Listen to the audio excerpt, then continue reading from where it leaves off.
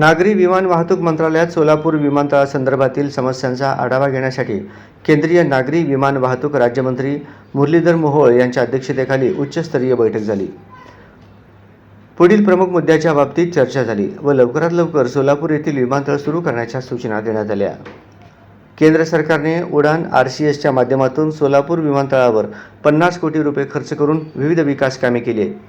विमानतळावर आवश्यक मनुष्यबळांना प्रशिक्षण देणे सुरू असून लवकरच ए-दल सेवेत दाखल होणार आहेत। DGCA लायसन्सची प्रक्रिया आणि इतर तांत्रिक गोष्टी लवकरात लवकर पूर्ण करण्याच्या सूचना मंत्री महोदयांनी अधिकाऱ्यांना दिल्या।